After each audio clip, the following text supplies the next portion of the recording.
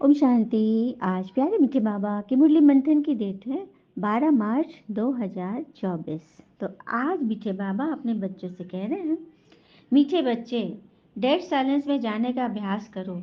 बुद्धि बाबा की तरफ रहे तो बाबा भी तुम्हें अशरीरी बनने के लिए सकाश देंगे। कल भी बाबा बोले थे ना कि जो बाबा को प्यार से याद करते हैं, हाँ, मन बुद्धि को सदा क्लीन एंड क्लियर रखते हैं, सर्विस का तात लगा रहता है, उसी को बाबा सर्च लाइट देते हैं, सकाश देते हैं। आज बाबा कह रहे हैं कि डेढ़ साइलेंस जाने का अभ्यास करो, बुद्धि बाबा की तरफ रहे तो तुम्हें भी अशरीरी बनने का भगवान सकाश देंगे, तुम्हारी आत्मा भी नवीन हो जाएगी। और कहते हैं ना कि सिर्फ दूसरे को समझने से कुछ नहीं होने वाला, स्वयं को भी समझ लेना चाहिए। प्रश्न है, तुम बच्चों को जब ज्ञान का तीसरा नेत्र मिलता है तो कौन सा साक्षात्कार हो जाता है? तुम बच्चों को जब ज्ञान का तीसरा नेत्र मिल जाता है तो कौन सा साक्षात्कार हो जाता है? उत्तर, सत्युग आदि से लेकर कलयुग अंत तक हम कैसे कैसे पाठ बजाते हैं, यह सारा साक्षात्कार हो जाता है।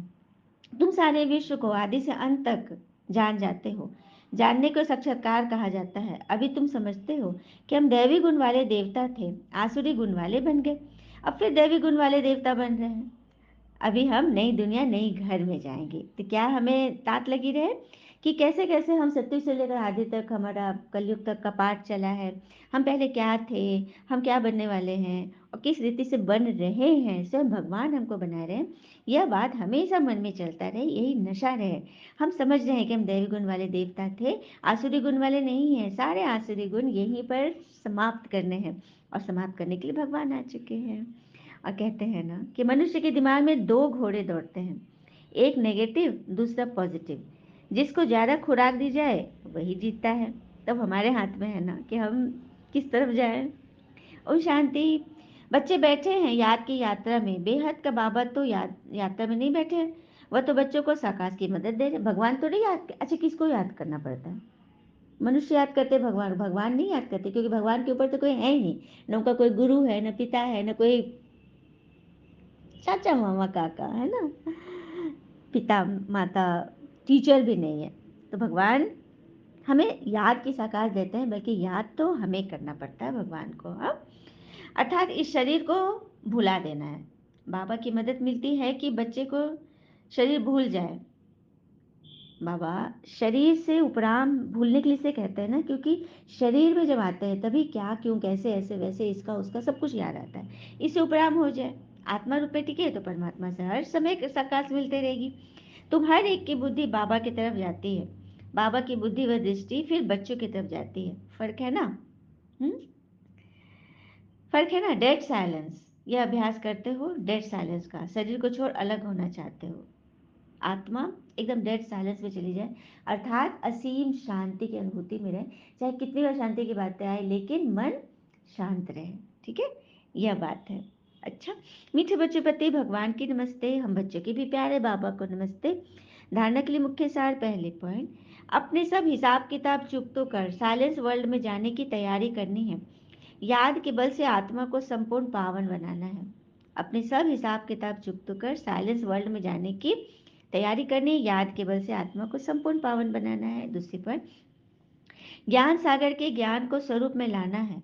विचार सागर मंथन कर अपना फैसला आप ही करना है। जीवन मुक्ति में श्रेष्ठ पद प्राप्त करने के लिए दैवी गुण धारण करने हैं। जीवन मुक्ति में श्रेष्ठ पद पाने के लिए दैवी गुण धारण करने हैं, वरदान है। बाबा के साथ रहते रहते उनके समान बनने वाले सर्व आकर्षणों के प्रभाव से मुक्त भवा। भगवान के साथ रहते रहते उनके समान बनने वाले सभी आकर्षणों के प्रभाव से मुक्त है। चाहे कोई बात है, व्यर्थ है, हलचल है, उन सभी बातों से अपनी आत्मा को मुक्त रखना ही सर्व आकर्षण मुक्त बनना है। जैसे जहाँ बाबा की याद है अर्थात बाबा का साथ है, वहाँ बॉडी कंसेंस की उत्पत्ति हो नहीं सकती। बाबा के साथ वह पास रहने वाले दुनिया की विकारी वाइब्रेशन अथवा आकर्षण के प्रभाव से दूर हो जाते हैं। ऐसे साथ रहने वाले सदा साथ रहते रहते बाप समान बन जाते हैं। जैसे बाबा ऊंचे थे ऊंचा है, ऐसे बच्चों की स्थिति भी ऊंची बन जाती है। नीचे की कोई भी बातें उन पर अपना प्रभाव नहीं डाल सकती।